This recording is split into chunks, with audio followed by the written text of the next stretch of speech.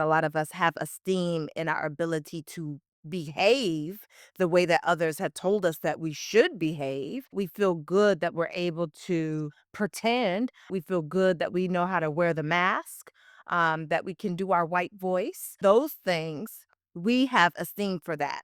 And that is not the same thing as say you have self esteem. Mhm. Mhm. Because in order to have self-esteem, you have to have a self-concept, and Yes. that means you have to know yourself. If you don't know yourself, you cannot esteem yourself, which means that a lot of us, we actually just esteem the tropes that somebody gave us, the stories that someone told us about the type of person we're supposed to be. We're going to be talking about drinking water and minding our business. Who do we get to have this conversation? None other than Dr. Shamyra Howard, aka Sexologist Shamyra. Sexologist Shamyra is a sex and relationship therapist in the New Orleans area, the first Black American Association of Sex Educators, Counselors, and Therapists certified sexologist in Louisiana. You may have seen Shamyra all over these internet streets, including OWN, the New York Times, Huffington Post, and on her show on Peacock, From Couple to Throuple. Sexologist Shamyra is the author of Use Your Mouth, a pocket-sized conversation to simply increase 7 types of intimacy in and out the bedroom. Let's get into this conversation with the one, the only sexologist Shamyra. I'm so excited to be having this conversation with the illustrious Dr. Donna Oriowo. Yes, a licensed clinical social worker, a certified sex therapist, and the Amazon best-selling author of Drink Water and Mind Your Business, a Black woman's guide to unlearning the BS and healing your self-esteem. Dr. Donna, the book has dropped. The baby has been born.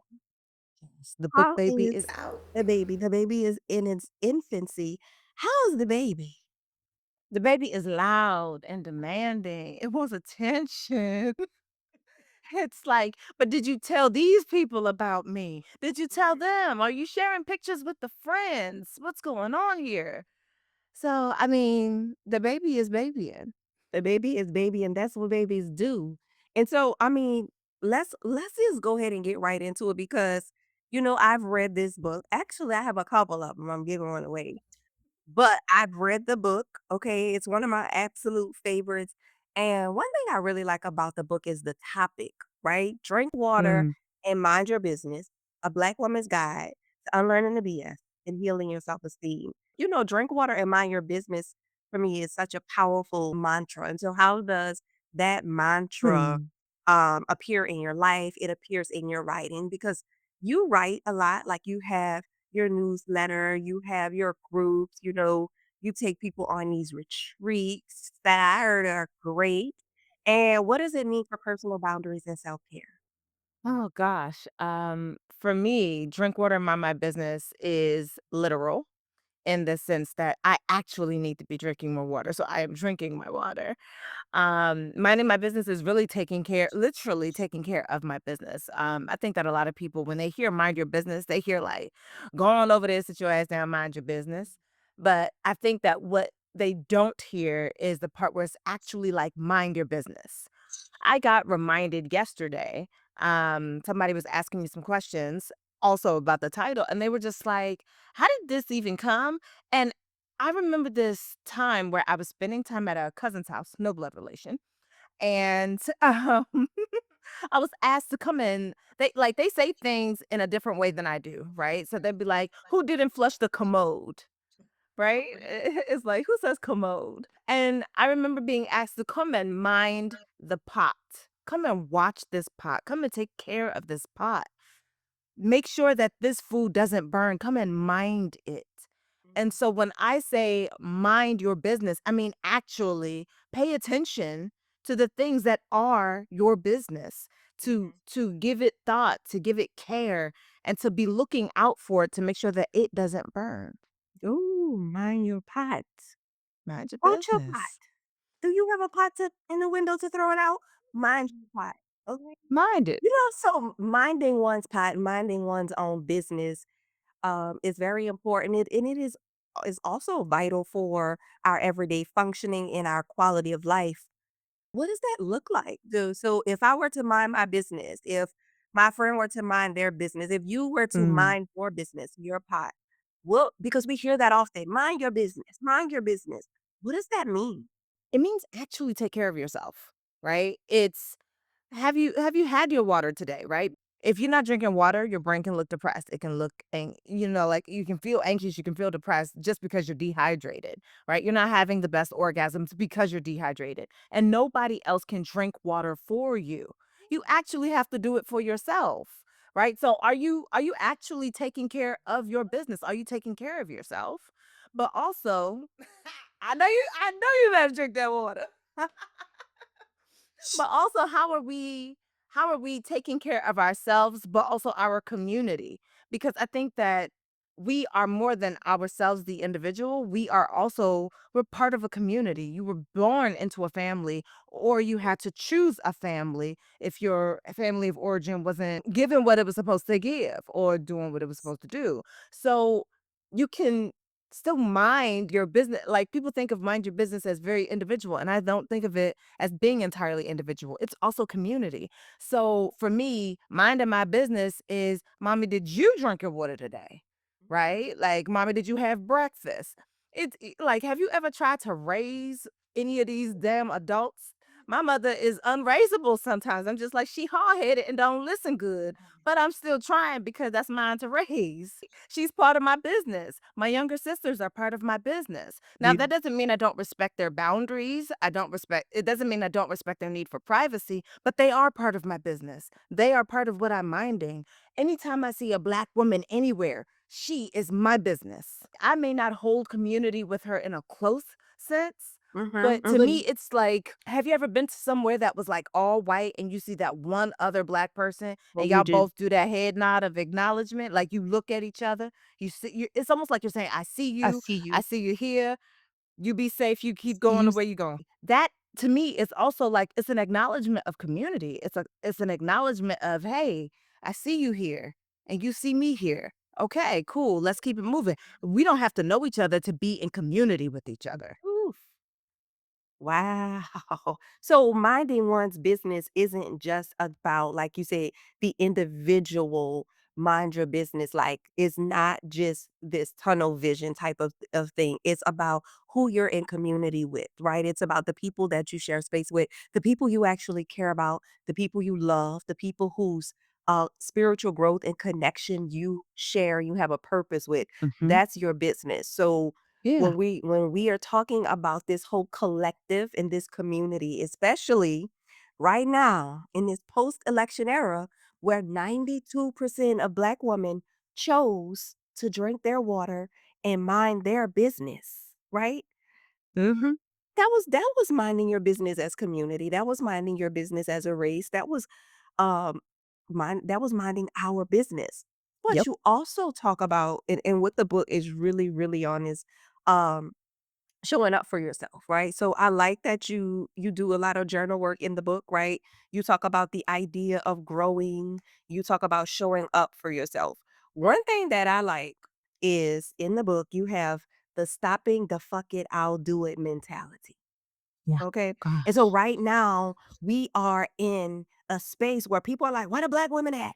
Where the Black people at? What do we do right now? What does it look like for you, but especially for other Black women who are navigating today's world where we speak up or we show up for ourselves and forget that fuck it, I'll do it mentality? That whole "fuck it, I'll do it" mentality has probably been some of the worst shit I have ever seen. Like, you, and the thing is, you see it everywhere, and, I can't lie, that's me. That's been me. So the "we" I'm talking to, it definitely includes me, because 'cause I've been one of those, "Fuck it, I'll do it myself." Like, if somebody don't do it right or you feel like they're taking too long, you just throw your hands up and say, "Fuck it, I'll do it." And I think that in many ways, the Black community has been on some "fuck it, I'll do it." And I think sitting your ass down and allowing people to make the mistakes so that they can, while they try the first time, I think it's necessary. I would say that a lot of women will talk about how this man or that man can't do this or can't do that. A lot of parents will talk about what their kid can and cannot do. And then because you are such in a rush, because capitalism has stolen your ability to be patient, because productivity has stolen your ability to wait and to teach, we say, fuck it, I'll do it. Mhm, And mhm. then we will complain about the outcome of that. Because the outcome of that is that that person still didn't learn any executive functioning. They still didn't learn how to go about doing the thing. They still didn't learn how to make it better. So right now, like I'm like usually protests and all this are organized by black women, quite frankly, right? Like black women be on it and they do the thing and people will show up and will show out and will do what needs to be done. And I'm like, right now, it's being led by whoever's being led by. They need to learn. They need to learn that they can and should speak up and that they can and should speak up for someone other than themselves. Mm, So, right now, Black women not leading the charge, I think it's also pushing other people to learn something, to get yes, in something, to be yes. invested in something, to know what it feels like to put their body on the line for something. And for me, that goes on the micro, meso, and macro levels. So that small, medium, large, that individual, that me Mm, to organization, and that government to me. I'm yeah. like, all of that to me is very necessary because stop and fuck it, I'll do it is actually the way to teach other people how to step up, how to step in, to tell them what you want, tell them what you expect, and stop being married to the very steps that they do and be married to the outcome. If the outcome is not what you want, send them back, do it again. Send them back, do it again. That sounds a bit like teaching people boundaries, right?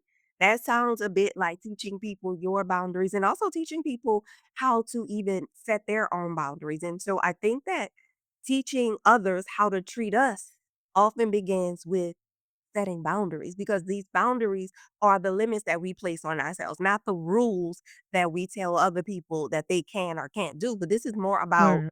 what I'm willing to do and what I'm willing not to do. So, what advice do you have for? And so, first of all, I just want to say this before I go ask you this question. I'm gonna have to pace myself because, as you know, and as I've told you before, I can listen to you speak all day because you have this radical wisdom that people just aren't really they just aren't spewing. And so I really soak it in. And so I just want to ask this question. So when it comes to boundaries, what advice do you have for someone who's actually struggling to establish boundaries, especially in close relationships? Oh, I love this question. Okay. Number one, what boundaries are you setting? And are they the boundaries that you want to set or the boundaries you've been told you want to set? Quiet as it's kept. A lot of us be trying to set boundaries based off what other people told us we should have a boundary about.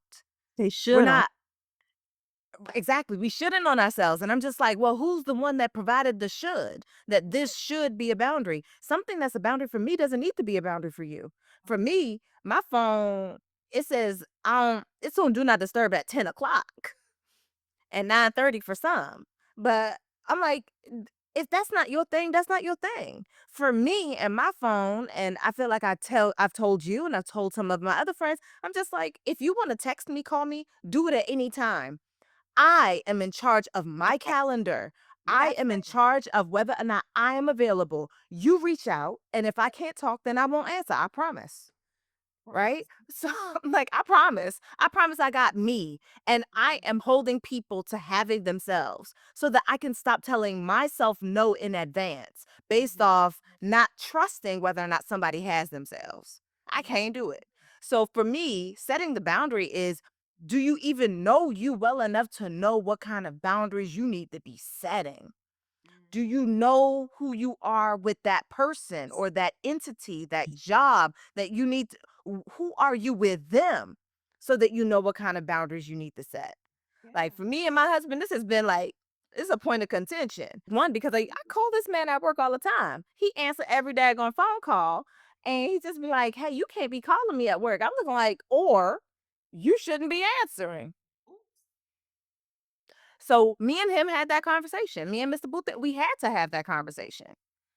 And so we did, and he was just like, "You know what? You're right, because the phone is mine, and if I can't answer, then I shouldn't answer." And I was just like, "Thank you for taking responsibility for your phone. I will take accountability, recognizing that I played into this outcome. So for me, it is gonna be up to me to not call you with every inane thing and know that some things can wait until a better time." So that's a me thing, and there's a you thing in there. That's accountability and responsibility moving back and forth to enforce a boundary, Yes. right? I'm Yes. like, meanwhile, I've also had conversation with him about working beyond hours. I'm looking like they don't pay you for them hours. We don't work for free. I'm looking like every time you give an hour to them, you took an hour from me. I want my hour back. Mm. It's daylight savings time. I need my hour back. Hey, I want my hour back. Because I'm like, "Oh, it wasn't for them. You stole my shit. Because that time would have been time that you spent with me, and now you spending doing work for them. I don't like that. I want it back." Yeah. And I actually do request it back. When will you give it back? Okay. As a result, he put that phone on do not disturb after a certain time. He makes sure that he go to work on time so that he could leave on time and come back. Because I don't want to be giving up time unnecessarily. For me, time, that's my love language. That's yeah, you Quality can't get that time. back. You can't. Quality time, No, and it's so much different.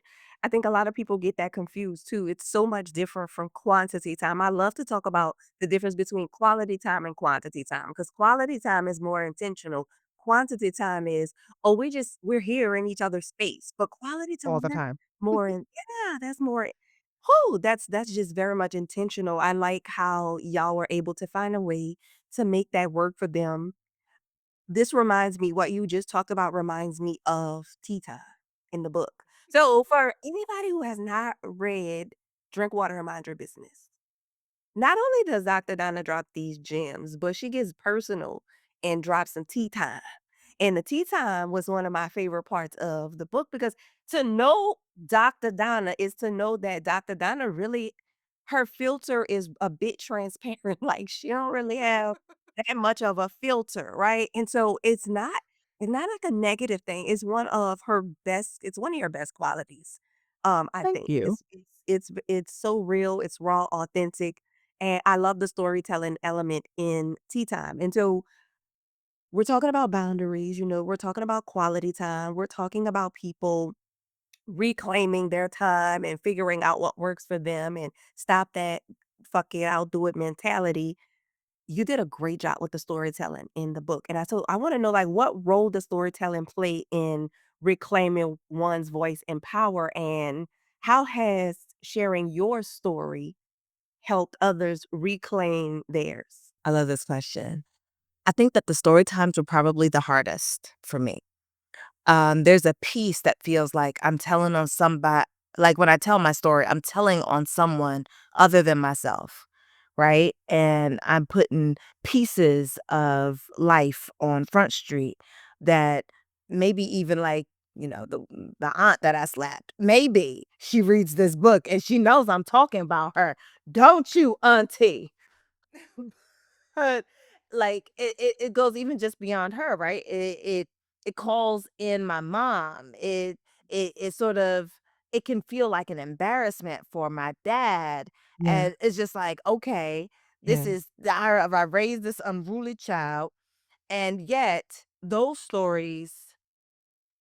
those narratives are what make that they make me who I am, mhm, right? Like, all of these things that have happened have made me who I am, and telling the story with context yeah, gives people, I think, a deeper understanding of how I came to know what I know and how I came to practice what I know. Because knowing something is not doing something with it, right?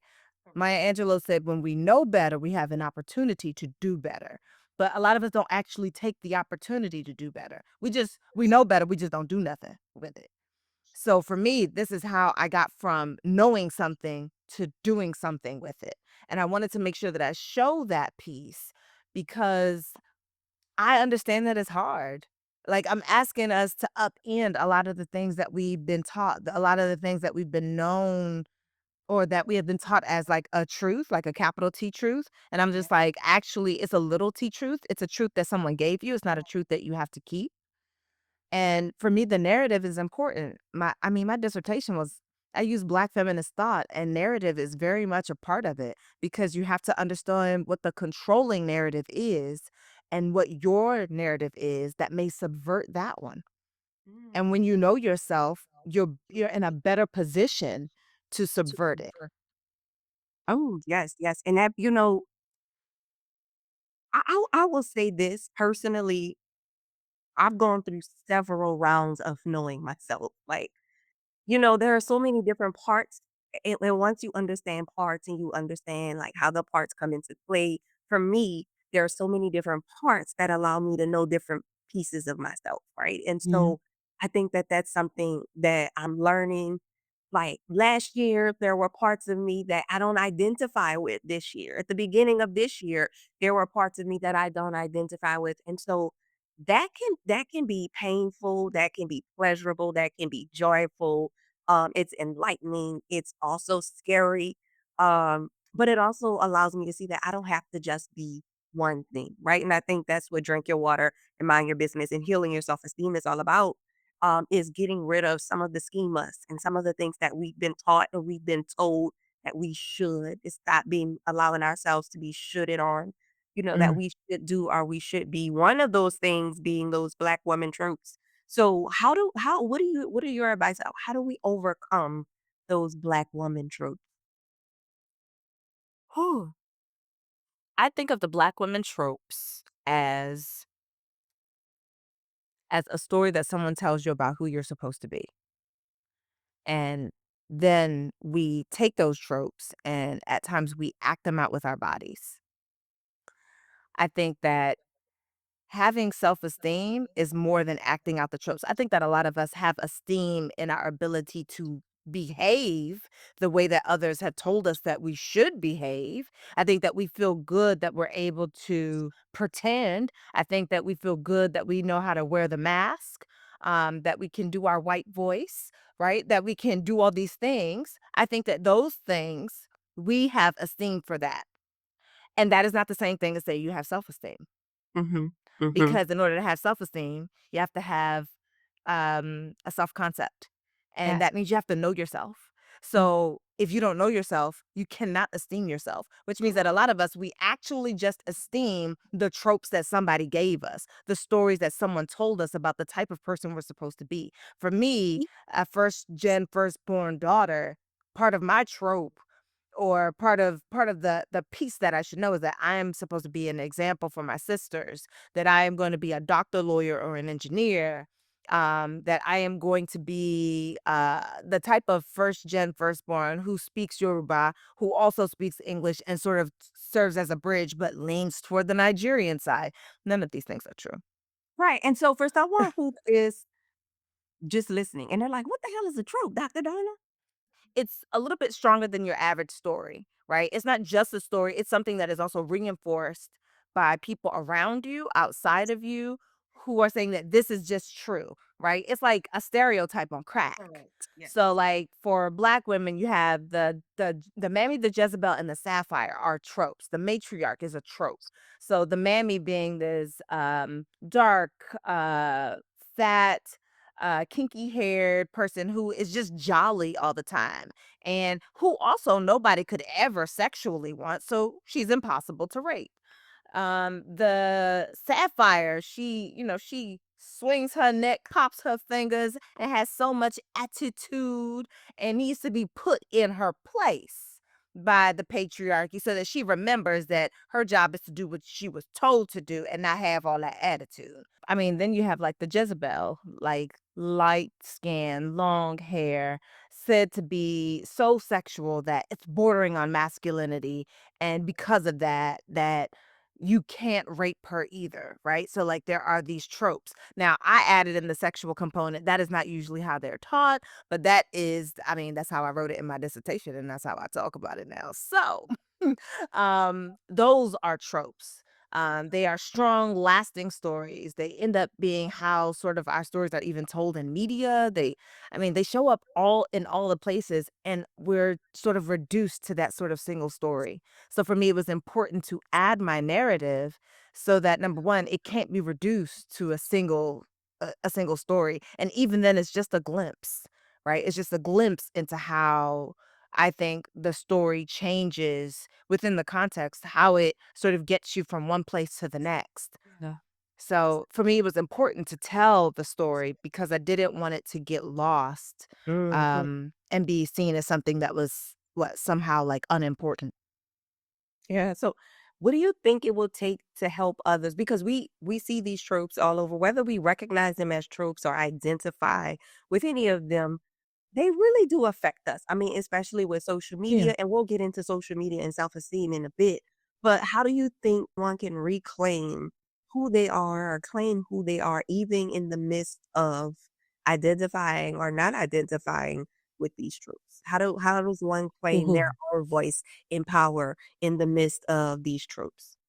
Reclaiming your power means like sort of burrowing down into who you are.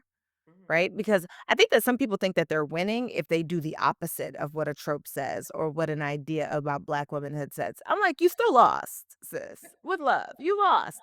Because if someone said that I don't know, all women work hard and you decide I'm not going to work hard because I don't want them to think that I'm a Black woman that works hard, I look like you lost. Going the opposite or going with the trope mhm, doesn't mean that you've separated yourself from the trope. It just means that the trope is still controlling your behavior. So for me, it's like, how are you going to burrow down into what you know about yourself? mhm, So usually I'll tell people like sit around and write out some things about yourself that you know, mhm, right? What are mhm, some things that you know? And don't judge those things that you know, just write them. Like start off with maybe like a little list of 10. Like what are 10 things that you know about yourself that you know to be true about yourself? Like, for me, it's I don't like leftovers mhm, unless it's, like, a pasta-based product, in which case a girl will eat it all day too. Um, I don't I don't like all cheesecakes, but I do like a specific cheesecake. mhm. I like red velvet cheesecake, I like Reese's peanut butter cheesecake, and I don't like homemade cheesecake. I'm looking like, "You Oh, keep that shit to yourself, I don't want it." let's do this. Okay, let's see. I Go right? ahead. Imma go after you. Imma say what my thing, so people Okay, can get used and to. I know that I know that in the morning when I can't see, sometimes I feel anxious, and then I put on my glasses so I can feel better. Those are just, like, what is that, like, 3 or 4 things that I know about me? So what you know about you? Well, I'll tell you this, what I know about me is I do not like to be in crowds. Ugh. I'm not. I love a good conference, but conferences have not been seeing me because I don't like to be in crowds. I don't like smelling people. Like I mean, I don't like this about me. I do not like smelling people. I'm someone who I'm very hygienic. And I love fragrance. I love body care. And so I know that about myself. I don't want to smell people's pheromones. Like I thank God for the pheromones, but I don't wanna smell anybody's, and so if there's a space that says it's fragrance free, I'm gonna respect that space by not being present because Mm. I don't wanna smell nobody, okay? I also know that there's certain water that I won't drink, like certain bottled waters, I'm not gonna drink it, right? I know that I'm going to eat before I go to a place because I like to eat certain things, and so if I'm going to a place where there's going to be food served, I most likely won't eat there. Um, I Oh, also you know know some things about you. listen, the last thing, I know that don't come home at 4 o'clock in the morning when you get off of work and try to wake me up because that's not me. Wake me up at catch me at 7, 8, 9-ish. 4 AM, don't, because I sweat in the middle of the night, and it's probably my 3rd time having to get up and go wash and change. So don't wake me up at 4 in the morning. So I really appreciate you sharing that we have to know more about ourselves. And a lot of times people think that you gotta be real deep in it, like, but that is deep. I think what you know about yourself, what you know to be true about yourself is deep. And I think people think that they have to go way, way, way under the surface to figure it out. Like you gotta know what your blood type, which is great, but you gotta know this and that. And so yes, but what knowing about yourself means knowing if you were in a situation, how would you respond? What's the most ideal situation for you? That is knowing yourself. What is most Yeah. ideal for you, right? Um, Also, I think knowing ourselves, and correct me about this, but I think knowing ourselves helps us to unlearn a lot of BS and heal our self-esteem. But when it I comes agree, to especially if you stop judging what you know about yourself as being wrong or shameful. There's very likely not anything wrong with you, and there's nothing shameful about you. Other people are, we're all just having a life experience on this planet together at the same time, though we're having different experiences. There's nothing wrong with the experience that you're experiencing. There's nothing to feel ashamed about for the experience that you're experiencing. And when we allow the shame in, when we allow it to hold space, all we do is create distance between us and ourselves, as well as us and other people. It is hard to esteem yourself if all you have is shame because all you have is distance. Oh, it's hard to esteem yourself if all you have is shame because all you have is distance. And when we're talking about esteem and we're talking about self-esteem, I remember in a comedy special, a comedian said, "How am I messing up your self-esteem? Your self-esteem is esteem of your motherfucking self. How am I messing up your self-esteem?" So, how can you speak to self-esteem and what that means for a person individually? Like, how does a person build their self-esteem? Or what, like, how are we defining esteem of your fucking self? Ooh, I love this. Self-esteem is very simple. It is how you feel about you. It's for me, it's as simple as that. But it is not necessarily simple to do. And I love Cat Williams, and I laughed my ass off at that particular quote. Like, it's esteem of your motherfucking self, bitch. And I'm just like, yes, it is. And it took me a while to recognize him as being misinformed because self-esteem is not self-taught. It is not self-created. It's not bubble work. It is community work, which means that you learn how to like yourself, how to care for yourself, how to value yourself, how to see yourself as a wonder from your friends and family. They are your family of origin specifically, they're the first ones who will teach you how you should be treated, how you should love yourself. They will show you by how they love you, but also how they love themselves. So if none of us are talking about it and none of us are being about it, you know how hard it is to replicate? Especially when you also have contrary tropes. A child is meant to be seen and not heard. They just said they don't value your voice. They just said they only value you when you do exactly what I say. This is how you create a people pleaser. This is how you create someone who is constantly in a space of fragile self esteem, where it requires somebody else to tell them how delightful they are for them to feel it, for Yeah. them to know that it could be true, right? Like they need constant ceaseless validation. Yeah. So I'm looking like we create it in kids and then blame them as adults by Oh, saying it's esteem of your motherfucking self, mhm. as though you learned it on your own. Mm. And that's not to say you're not accountable to doing the learning or that you're not responsible when you become an Yes. adult. But Yes. if everybody around you is also, basically living for the likes, living for the compliments. How do you know how do you know that y'all have just fragile self-esteem that is based on whether or not somebody else likes you today or tomorrow? Ooh, how do How you you supposed to know? I mean, so knowing is half the battle for a lot of people. And as you mentioned, some people didn't grow up and they weren't reared in environments that was conducive to positive self-esteem outcomes or that were conducive to outcomes where they feel worthy, value, or they got that validation, and sometimes when people are talking about validation, I hate when people like validation isn't for people.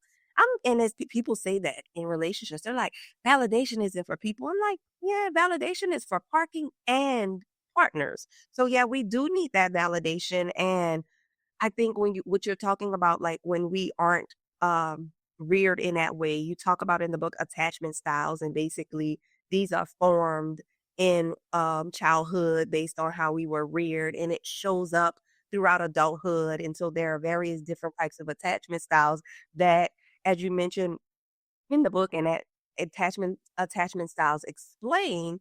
helps us to understand who we are and how we relate to others and what our needs are in relationships. And so if you don't know, if you're listening and you don't know, you're not well versed on attachment styles, please read the book, read Dr. Donna Oriowo's book, Drink Water and Mind Your Business. But also, we need to figure out how to explore those unknown parts of ourselves, right? So that's like the Johari window. It encourages us to explore the known and unknown parts of ourselves. So I want to ask you, how would you say this framework has influenced your own growth?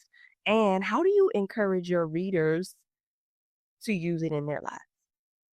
I remember when I first came across Jahari's window, I was doing some research to do a keynote somewhere. And I was just like, there are ways that we can introduce ourselves, and people need context. I think that any talk that anyone is giving, it requires context, because otherwise people take it as a neutral truth, and there are very few neutral truths. Um and I'm just like, I'm biased as hell, and I want to make sure that people know that I'm biased as And hell. tell people before that about the Johari's window. So Jahari's window basically based four window panes. So it has the public self, the private self, the blind self, and the undiscovered self. Yes. So the one that you are likely most familiar with for yourself is private and public. The blind is what other people see that you may not yet see about yourself. And undiscovered is undiscovered. You haven't been put in a situation. You haven't come across it. So there's nothing that you can do about that. So we just let's go on and lock that one off. Yeah. Now, if you want to know about your blind self, you ask people, but you ask trusted people, but also know that they are seeing you through the lens of their own public and private self, that they are experiencing you through that lens, which means that you cannot take it as capital T truth. You have to take it as a truth.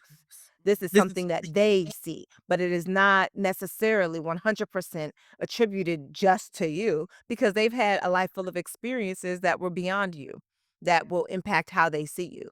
yeah. So for me, doing this work has allowed me to be more intentional about making sure that my public self and my private self are very much in alignment. I don't want there to be too much variation, because I'm not interested in having to put on airs for public for the sake of being public versus what I'm doing in private. I don't want to feel like my values drastically shift from one area to the next. Now, I always value my relationships.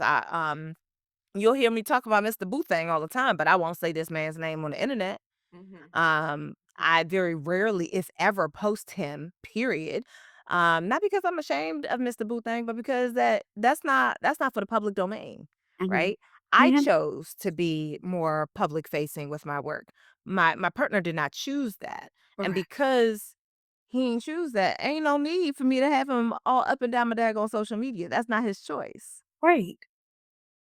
I love it. So for me, it's how can I live my values, public and private, closer into alignment? Mhm. And then, you also don't have to know stories to remember, because I think sometimes people be lying about one versus the other. I'm just like, you want to add your falsities into your public self or your private self, that's your business.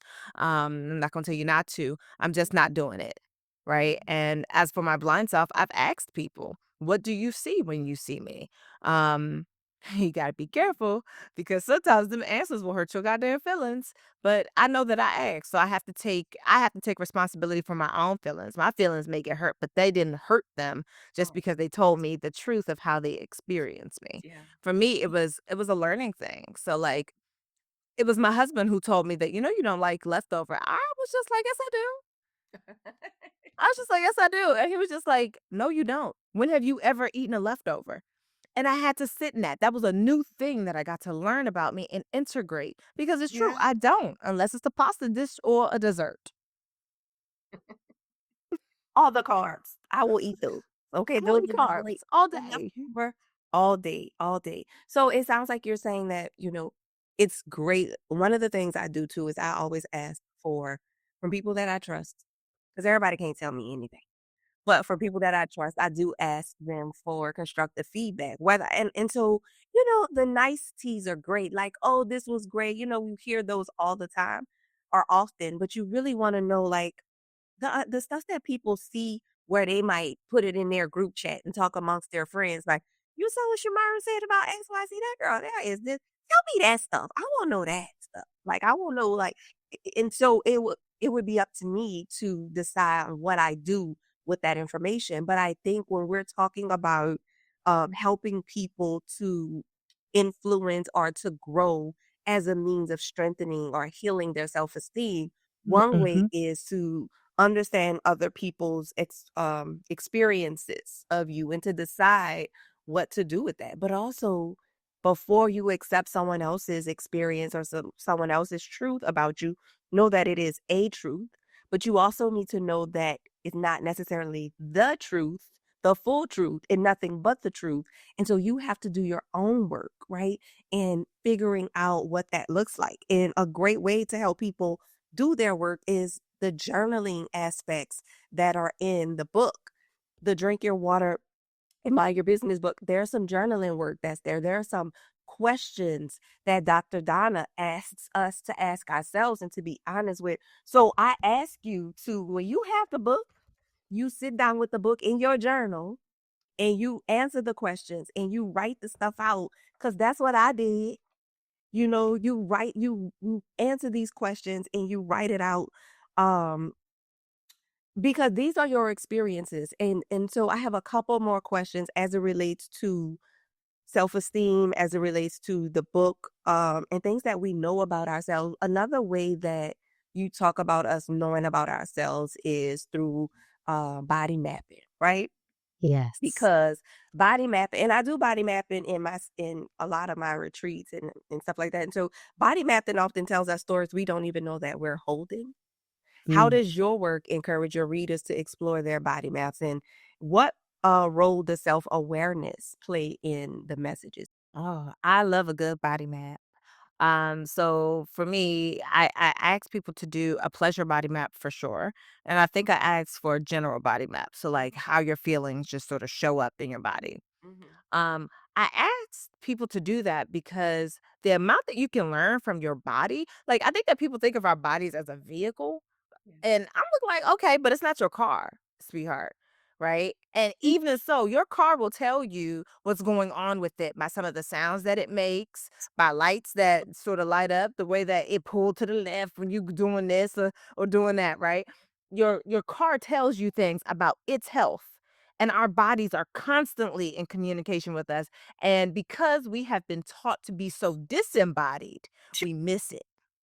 So for me, the body mapping is a way for you to number one, jump back into that body, get back in there, pay some attention so that you can know what's actually going on and so that you can use what's going on in your body as a way to further enhance your conscious life. Yeah. So knowing how emotions show up in your body, like I know where my joy, how like that deep joy, I know where it shows up first, Mhm. right? Like I be feeling that thing behind my belly button and it sort of sprouts up and out. And I just like, "Oh, that's how I know I'm really feeling it." Whatever the thing is. That's I in know that yes, that thrilling joy of being on, like, a roller coaster, I know it start in my chest, Mhm. usually with my heart beating extra fast, like, "Why would I choose this?" I love Like that you are attuned. I love that you're just very much attuned. I think that's super important when we're talking about body mapping and knowing yourselves and pleasure, because as you said, many of us think that our bodies are a vehicle, and knowing where we experience pleasure and how we experience pleasure is so important when we are trying to heal our self-esteem.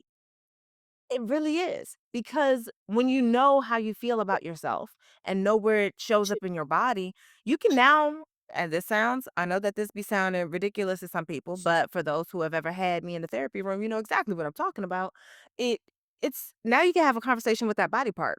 What Mhm, is the story of that body part? mhm, mhm. What is the story that maybe sometimes it feels blocked off or muted from pleasure?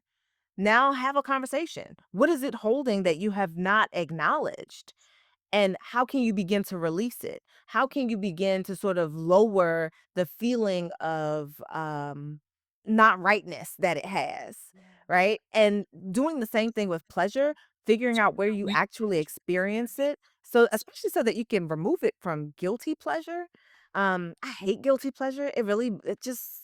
It It irks my soul because it speaks to the level of other people's big talk bullshit that now you have so many pleasures that you are guilty about. And I'm just like, ugh, I don't like that. But even knowing where the guilty pleasure lives in your body and then knowing where your naked pleasure lives in your body, I'm looking like, okay, how do we let go of some of the guilt that is already involved in the pleasure? And Mhm. how do we get more of your body online when Mhm. you're in a space of pleasure so that you don't feel like you have to earn it or so that you don't feel disembodied when you're experiencing it and like, okay, that's too much, that's enough. Yeah, Because I 'cause feel like low key, high key, a lot of us be like, that's too much pleasure, that's enough. yeah, I mean, we get we guilt like you said, we feel guilty about feeling so much joy, and I think for a lot of us, we're like, "Oh, I don't know if I'm supposed to feel this much. Something has got to happen in the negative to balance this out. So I have to brace for it. And I think a lot of us say that guilty pleasure or when we feel like we're experiencing too much pleasure, we freeze and Mhm. brace for the impact of what's about to happen now because there is no way my body is designed to feel this much pleasure. And it's actually the opposite. Most people don't know how much pleasure their body is designed to feel. And They have not yet explored the capacity of their pleasures. yeah. They don't know what their bodily capacity for pleasure is. They know their bodily capacity for pain. They know their bodily capacity for trauma. And I think that sometimes we revel in those things and we turn those into identities to say that what we were we won't say we were traumatized. We'll say that, yeah, I've got trauma as though it is now a part of your being. And number one, like it is the main story that should ever be told. I'm like, do you have joy? Do you have pleasure? Because chances are you do, but you see it as this fleeting thing.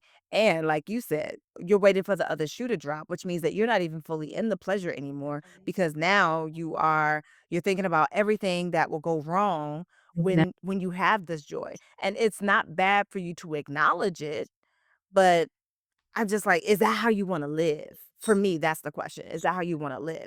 Do you always want to see your pleasure also sort of tied in with the the misuse of your imagination toward Oh, the worst pain? yeah, the misuse, the misunderstanding. Oh my goodness, absolutely. I think we're talking about pleasure and we're talking about joy and we're talking about experiencing pleasure in our bodies. And this is the way that I love to talk about pleasure. One of the ways that I like to help people understand this is what feels good and what's meaningful, what's pleasurable and what's meaningful to you, right? And so we're not even talking, we haven't even gotten into sex. And so sometimes I think people have a hard time when they see the word pleasure, they think sex and they're like, oh, I'm supposed to be what? What's pleasurable to me? Why you asking me about sex? Like, I'm not on the green couch, Shamyra. What's going on? I'm like, no, what feels good to you outside of sex, right? So I know, like, if I'm eating a good dark chocolate cover, I'm out. Instead of eating five, I'm gonna want to eat 10 of them because it feels that good. But I do have a little bit discipline. I have a little discipline. I've learned how to ration my pleasure when I need to, but I'm not depriving myself or I know what works for me and what's for my body. But we can't forget about sexual pleasure. I think in order to for us, I think one of the reasons why many of us are not experiencing sexual pleasure is because we don't allow ourselves to experience pleasure outside of sex. We don't know how to let go in that aspect. So when we're talking about drinking water and minding our business, and we're talking about unlearning the BS, and we're talking about healing our self esteem, where the sex Mm. fit at here? Oh, I feel like if it's right in, if it's right in, like, because when I talk about pleasure, I talk general terms. People hear sexual, particularly because they're adults and they've been told that that is the type of pleasure that adults are allowed to have. That adults require alcohol in order to experience pleasure, and that the pleasure that they experience should be sexual based pleasure, which I'm just like, that is sad Yeah, because because before you have children, the this is and I don't know, I'm going on a tangent, but my thing about alcohol and pleasure is how do you know you're having fun if you're always inebriated? Like if you're always under the influence of alcohol, how do you know you're having fun? What happens in that same setting without the alcohol? Will it still be fun? But anyway, I digress. Go back to what you were saying. I like what you said because I feel like a lot of drugs and all that other stuff, and I know that people love it, and I'm not saying don't use it. I'm saying that I think that it adds a layer between you and you. And I'm looking like, how do you know what you enjoy without the drugs? Like, if you didn't have the enhancements, what would you enjoy? But I digress, leaving it alone. With that, sit with that. Word. But for like the sexual pleasure piece, I feel like it fits right in. Number one, most people default to sexual pleasure over general forms of pleasure. And I think part of it is because we believe that some pleasures are childish as opposed to seeing them as neutral, right? Like me and my sisters, we will still play tag. Mhm. On occasion, we'll play tag. We'll break out the double dutch ropes and we'll get the jumping, right? Like, and I think that that's also why so many people will tell you that you should have a kid because they're like, oh, you will re-experience life through this kid's eye. I don't require a child in order to go and be childish and I have got me some 4 of fun. 'em. 4. I got 4 of 'em. I'm And just you getting know I got zero with no plans. For me, the sexual pleasure can also teach you to have a certain level of confidence and competence that translates back into your self-esteem. ooh. Like, feeling competent, like you know what you want. So through masturbation and other things like that, like you learn your body and then you're choosing who you're sharing your body with, how you discuss what mutual pleasure looks like, and then practicing that with the other person. I always say practicing because while people say practice makes perfect, I say practice makes Makes better. And at progress. the very least, you'll have a lot of fun doing the practice. What you say practice Um, makes what? Repeat that. it just makes it better. That's It doesn't make it perfect. So you get to experience this other person or these other people, depending on how many people are in your sexual situation at any one given time. But it's an opportunity for you to learn more about your body, right. for you to also teach others what you know about your body, and for them to experiment, and for both of you to experiment to take it to new heights. That can bring you a feeling of competence, satisfaction, and happiness in general, which translates back into self-esteem. Yes. I like somebody asked me the other day whether or not it's the chicken or the egg, and I was just like, I think that you got two chickens and two eggs. I don't think that one is created and then the other. I think that they are in a circle that never ends, and that when we want to place something on a hierarchy, we do ourselves a disservice. Everything doesn't need to be on a hierarchy. Some things are just like they're even playing field and they are a circle without end. Mm. Mm. I mean, so we can have this little nerd conversation about the chicken and the egg thing and evolution and how that all plays into the what came first, but we could do that outside of this. I really appreciate um I really appreciate you as a human being, as a person in your element, growing and learning and putting your brilliance out into the world for other people to experience and to learn from and to heal with. I think that I always tell you that you are absolutely one of my favorite intellectuals, one of my favorite people to just listen to hear. I think many people need to learn from you. Your book, it speaks to a multi, generation, it speaks to multi generations of people. It's not just for one age group. What do you want I just have two questions. What do you want your legacy to be like with this book? I want this to be the start. Okay. I want this to be the start of no longer seeing people have to release themselves from the clutches of the white supremacist delusion. I want people to start at a whole different playing ground, right? Mhm. Like I want the generation of whoever reads this now that if they should give birth to somebody else or if they should be a designated auntie, uncle, whomever in somebody's life, that they don't even give the kid the bull. I would like the kids not to have to deal with the bullshit. I would like them to not have to unlearn. I want the unlearning to stop here. I would love for us to not have to create another generation who needs to unlearn, but simply knows and moves forward with it. Mhm. Because I truly do wonder how far we can go. Yeah. if we weren't constantly in a space of needing to unlearn. So I'm hoping that my legacy is to add to the conversation on self-esteem, but specifically for Black women, because I don't think that that has been properly centered in the nomenclature. And I want to see us win. And I would like to see us move away from having to unlearn things and really just settle into the full power of who we are. Because if we did this under someone else's thumb, what could we do without the thumb? What could we do if we realized our power? That's what I wanna know. I'm enthralled at the idea of what could be without the bullshit. So, I'm excited for that. That's the legacy I hope I leave. You want us to unlearn the BS so that we don't have to be in the cycle of unlearning. Once we unlearn, then we can Exactly. take from a healed and an unlearned space. And so we have this huge barrier, this big elephant when it comes to unlearning, relearning, especially Mhm. when it comes to what's affecting our self-esteem, this big social media engine. And I think that that has been a player in people's self-esteem, knowingly and unknowingly for a lot of people. And hopefully they get the book Mhm. and people figure out how to navigate their self-esteem and this social media beast. And now we have AI to add to that. And so, we're still learning the effects of that. We're doing that, but we see a lot of the psychological, sexual, social effects that social media has. Is there anything you'd like to say to people as it relates to social media and self-esteem and unlearning? Self-esteem and social media very rarely go hand in hand. You probably not find your self-esteem on social media, but you can find your tribe that can help you to fortify your self-esteem outside of social media.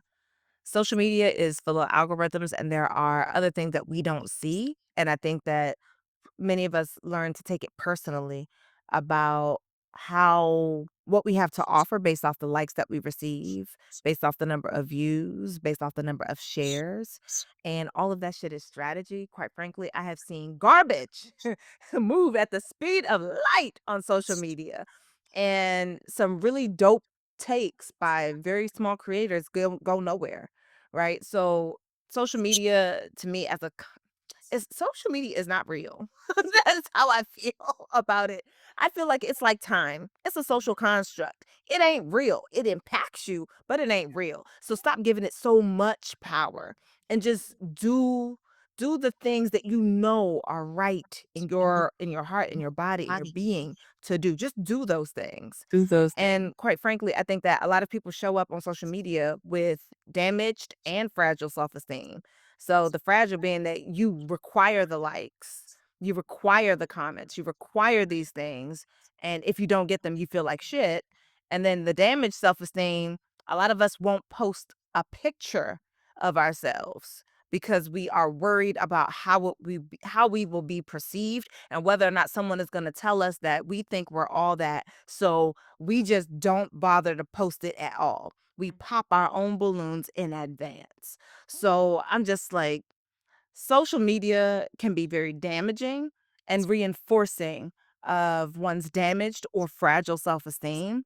And I don't know that we need that. I think that people need to learn to be secure in themselves and then go to social media. Mhm. But I also know that that's probably an impossibility at this point. Everybody is on the Yeah. daggone thing. So as Everybody far is. as I'm concerned, that means that you need to edit your social media. That if you feel like shit after watching people's videos, if that's what you constantly feel, not like you're in a thinking space, not in an uncomfortable space, but you feel actually actively harmed, maybe that's not a page for you to be following. Correct. Correct. Like, get rid of them.